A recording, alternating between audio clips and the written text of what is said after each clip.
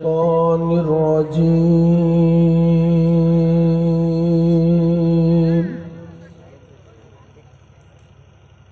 بسم الله الرحمن الرحيم.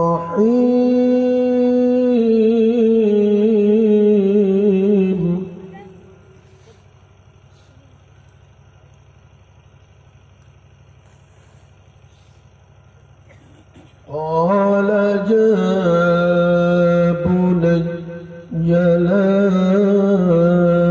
تقصص رؤياك على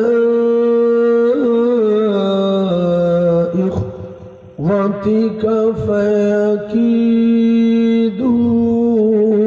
لك كيدا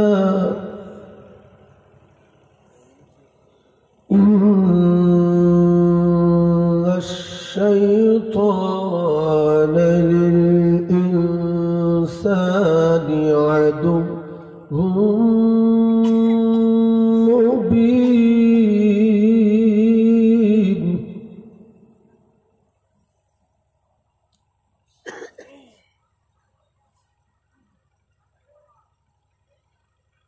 قال يا بني لا رؤياك على إخوتك فيكيدوا لك كيدا إن الشيطان للإنسان عدو مبين. صدق الله العظيم. درود الشريف اللهم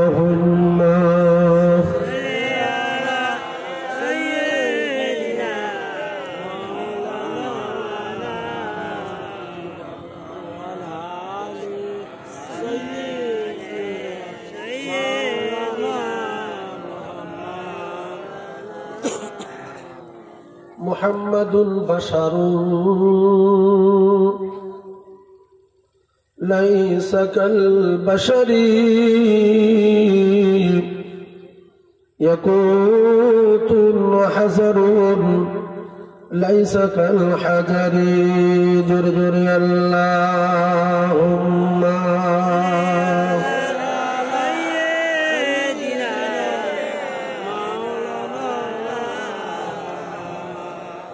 وعلى آل سيدنا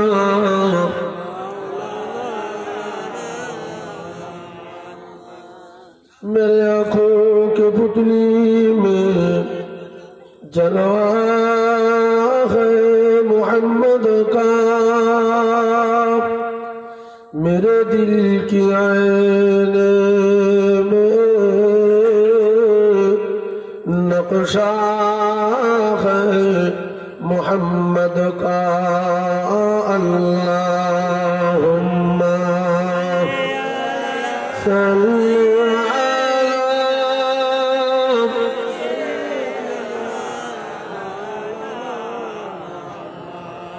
وعلى آل سيدنا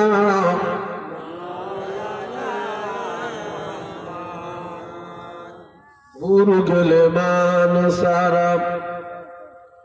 আরো পড়ে ফেরেশতারা পড়িতে আসেন তারা।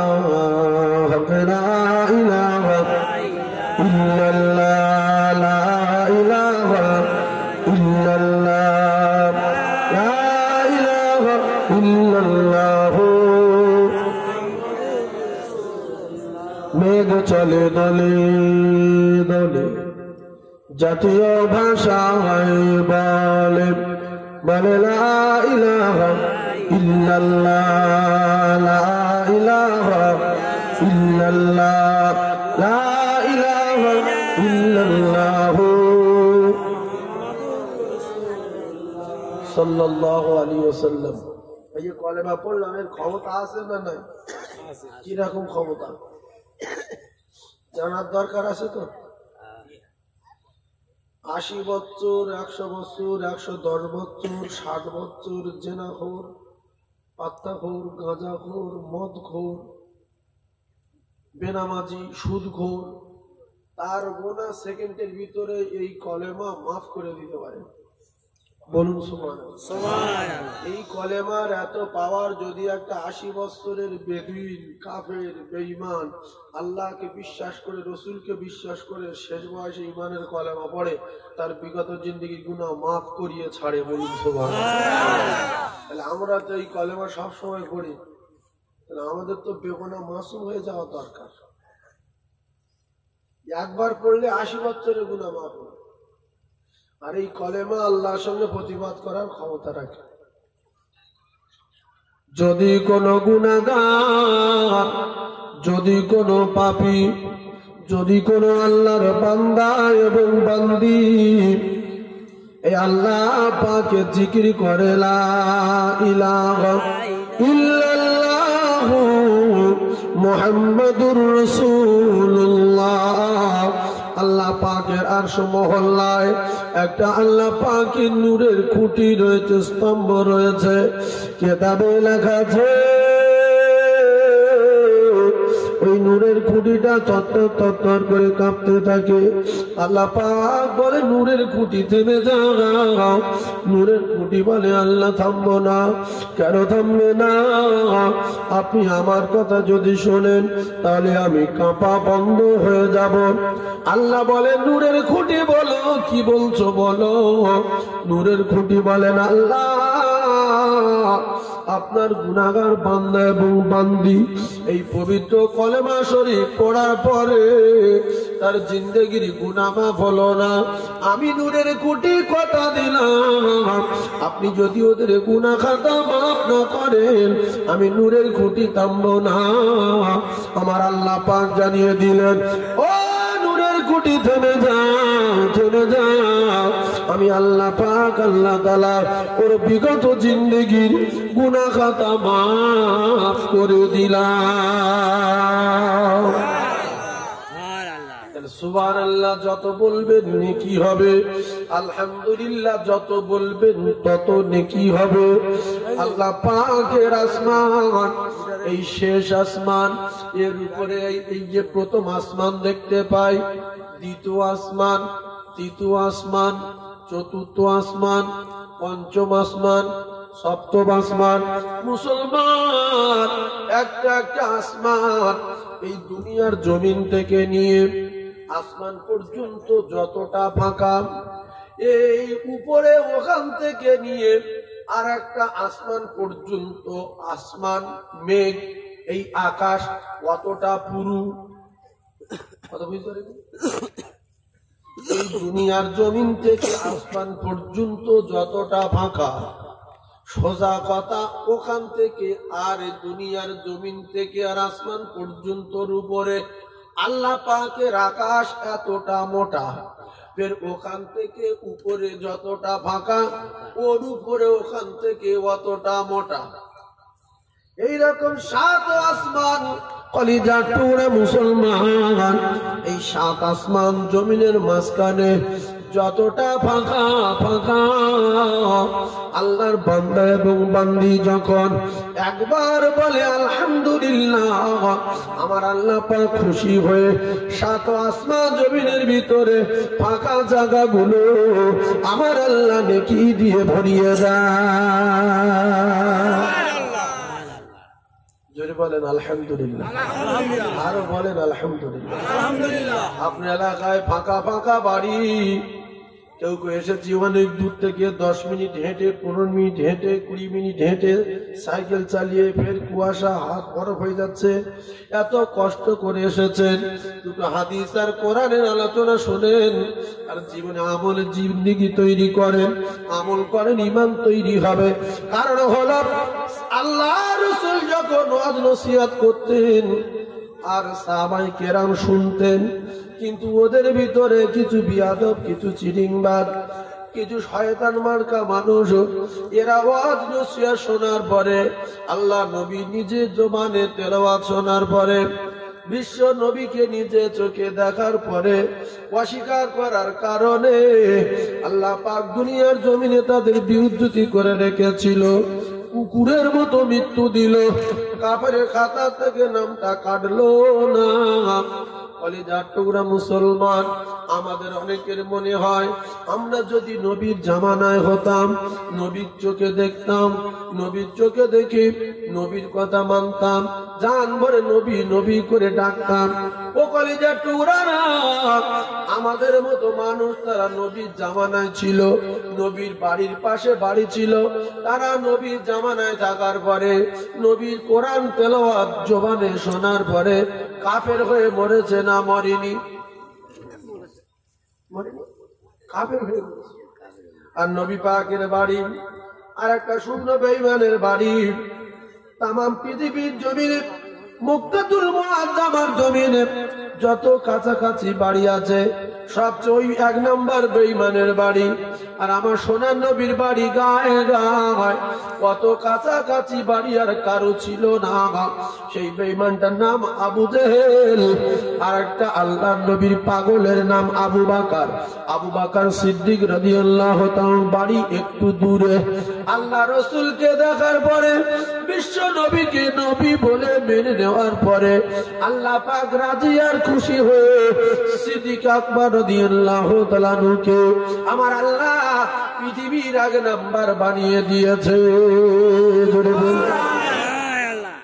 আল্লাহর নবী তো সব জায়গার 1 নাম্বার, আসমানের 1 নাম্বার, ফেরেশতাদের 1 নাম্বার, নবীদের 1 নাম্বার, ইহকালের 1 নাম্বার, পরকালের 1 নাম্বার, সৃষ্টি নাম্বার 1। একবার জোরে বলুন সুবহানাল্লাহ। আর আমার নবীর সাহাবী আবু বকর তামাম পৃথিবীর 1 নাম্বার।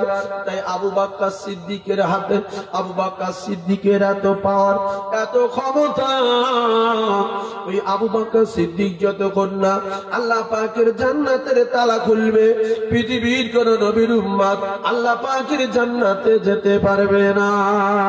জোরে বলুন। কারণ চাবিটা আমাদের কাছে আছে। জান্নাতের চাবিটা কাদের কাছে? আমাদের কাছে। আমরা যারা নামাজ পড়ি আমাদের কাছে চাবিটা আছে।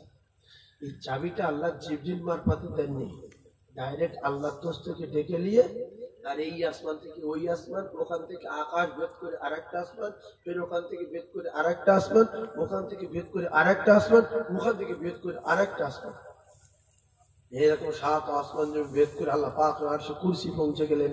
সাক্ষাতে কথাবার্তা বললেন, আলোচনা করলেন, জান্নাত দেখলেন, খুব মজা লাগলো। আল্লাহ বললেন, দোস্ত জান্নাত কিরকম লাগলো? বলছে বিশাল ভালো লেগেছে, কি সুন্দর মধুর নহর, দুধের নহর, গাছপালা, মণি মুক্তা আর সোনার উপর দিয়ে তৈরি, খুব সুন্দর লেগেছে।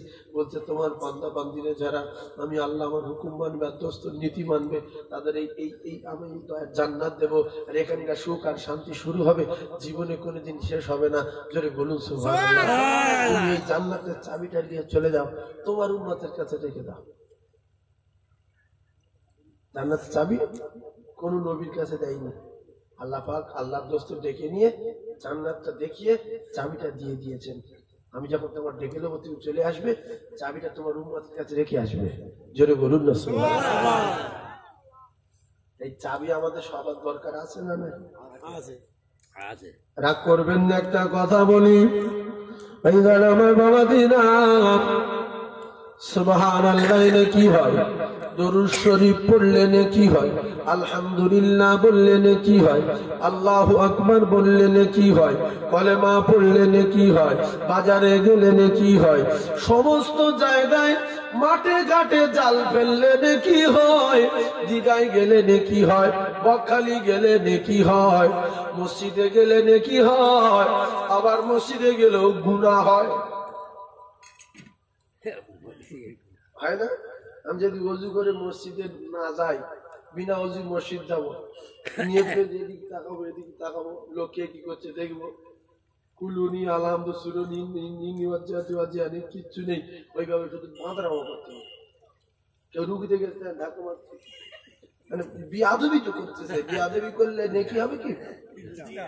আর বকখালিকে যদি ঘর ভাড়া করে আর যদি উল্টো পাল্টা কাজ কারবার করি আর জাইয়া করে যদি নদী লাম মারি, এতে নেকি হবে কি? তাহলে বকখালি গিয়ে যদি নদীর পাড়ে দাঁড়িয়ে বলি আল্লাহ আলহামদুলিল্লাহ, এ কি আপনার কুদরত, কি বিরাট সাগর, কোথায় এর কুল কিনারা কিচ্ছু বুঝতে পারি না, সবই আপনার কুদরত লীলা খেলা, আল্লাহ কিনা পারে আলহামদুলিল্লাহ, আল্লাহ শকর, কি সুন্দর ঝাউ গাছ ভর্তি, আর এই লাল কেংড়া গুলোর কাছে মানুষ ছুটে পারে না। আমি এত যে ছুটি এই কেংড়ার পিছনে লক্ষ লক্ষ কেংড়া কারো ধরতে পারি না। এই কথা ঠিক না হবে? আপনারা কেউ গিয়েছেন কি বকখালি? আমি জলসা করতে গিয়েছিলাম, বকখালি ঢুকে একটি বড় পাকা আছে, ঘরে না পাকা মতো ঘরে কিনা করে গেলে ওর এই পারে কিছুটা মুসলমান আছে, ওরা আমার দাওয়াত করে বললো চলে নেই বকখালি নদী দেখি আনি। আমি গিয়েছি, গিয়ে দেখি চড়ে ওই ঝাউ গাছ আছে একদিকে, বামাতে ঝাউ গাছ আর ডানাতে বালির চড়, কাঁকড়া লাল, কাঁকড়া পুরো লাল হয়ে দেখি কেন কেঁকড়া আসতে একটু খরচ যাচ্ছে, দিন ঢুকে যাচ্ছে, তাহলে ছুটে যাবো দেখি, ছুটে যায় না ছুটেই যায়, কোনো পাত্তা নেই, কোটি কোটি কেঁকড়া কারো দেখতে পারি রেজার মধ্যে আসে না নাই। ওইগুলো থেকে কি বলবেন আলহামদুলিল্লাহ বললে কি হবে? নেকি হবে। আর উল্টো পাল্টা কাজ করলে যে সবাই যাই এরপর আমি একটু প্যান্টটা খুলি, আমি একটু যাইয়ে পড়ি, সবাই যাই এরপর চাম যাইয়ে পড়ি, হ্যাঁ আমি শত ঢেকে আর আল্লাহ পাকের শুকরিয়া আদায় করবো, আল্লাহর নিদর্শন গুলো দেখবো, তাহলে নেকি হবে। দীঘায় গেলে নেকি হবে, যদি বলি দীঘায় গেলে নেকি, হ্যাঁ সব জায়গায় সারা পৃথিবীর জন্য যেখানে যাবে নেকি, বাজারে যাবে নেকি, রাস্তায় যাবেন নেকি, মাঠে ধান রুইবেন নেকি, সবজি চাষ করবেন নেকি। আমি যদি সবজি চাষ করার সময় প্রত্যেকটা গাছ লাগানোর সময় যদি সুবহানাল্লাহ বলি, আলহামদুলিল্লাহ বলে গাছ বসাই, মনে হবে না নেকি হবে? কিচ্ছু না বলে যদি বাচ্চা কাচ্চা সংসার চালানোর জন্য, বাচ্চা কাচ্চা খাওয়ানোর জন্য যদি গাছ লাগাই, মাঠে খাটি, তাতেও নেকি হবে। কথা বুঝলেন? কিচ্ছু বলবো ওয়াজটা একটু বোঝার চেষ্টা করবেন, একটু পরে কিন্তু ঝালাই হবে। এত প্রথম বুঝিয়ে দিচ্ছি সোনার চাঁদ ভাই, এত নেকি, এত নেকি, তাহলে আমাদের এত নেকি অর্জন করার পরে এই নেকি গুলো যাচ্ছে কোথায়? জলসা শুনতে আসছি, প্রথম একটা পা তুলেছি, দ্বিতীয় পা তোলার আগে জীবনের গুনাহ মাফ হয়ে যাবে, আলহামদুলিল্লাহ বলবো, সাত আসমান জমিন ভরে নেকি পেয়ে যাবে। দরুদ শরীফ পড়বো, 10টা করে রহমত বর্ষণ হবে। ভাইজান আমার বাবাদের একবার কলেমা শরীফ পড়বো, 80 বছর 90 বছর পাপের গুনাহ, পাপের পাপ আমার আল্লাহ পাক মাফ করে দেবে। এই নেকি গুলো যাচ্ছে কোথায় আমি আপনাদেরকে বুঝিয়ে দিতে চাই। একটা বা জান ভরে দরুদ শরীফ পড়েন সোনার ভাই। আল্লাহুম্মা সাল্লি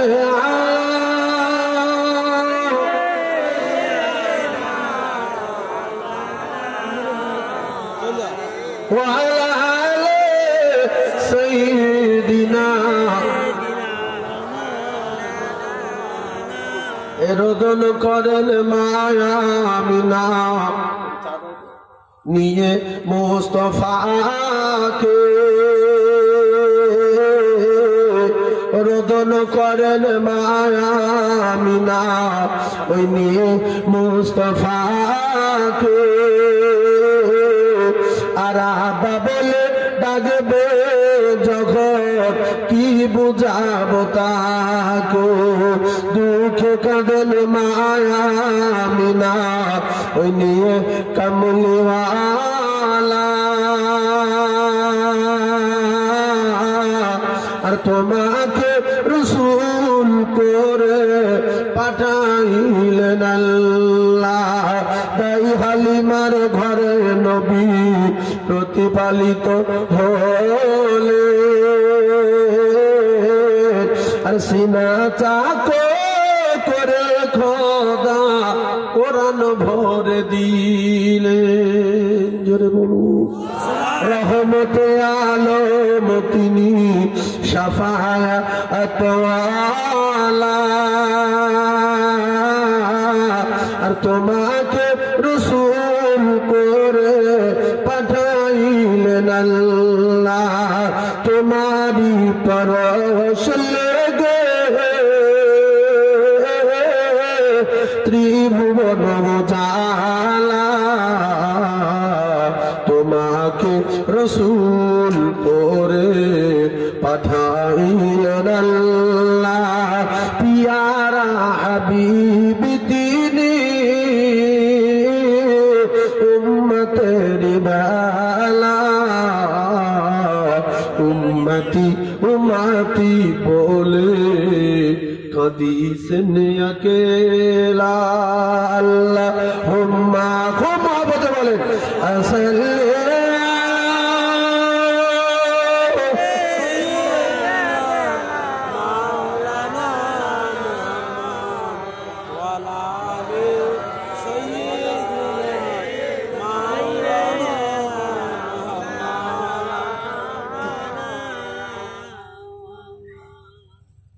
আমার বাবাদিরা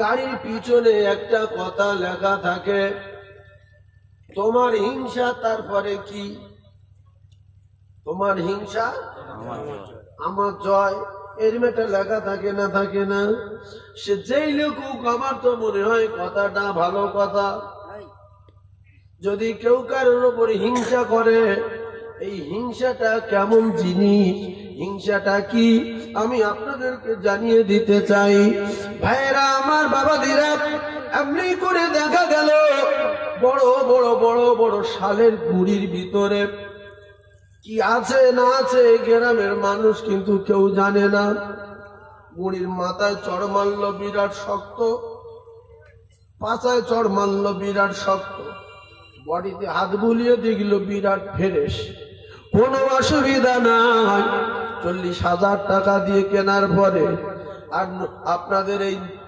হসপিটাল মোড়ে মেশিনে তরিতে চিরেট করার পরে দেখা গেল মাঝখানটা ফোর হয়ে গেছে মাঝখানে কি হয়েছে ভো হয়ে গেছে এই মাঝখানে ভো দেখে মালিকের মাথা গরম ওরে এত টাকার যন্ত্র এত শক্ত পাশা ভালো মাথা ভালো কিন্তু বোঝা গেল না মাঝখানে ভো করলো কে পরে খবর পাওয়া গেল ওটা পোকায় করেছে বোঝা যায়নি ওর ভিতরে ভো হয়ে আছে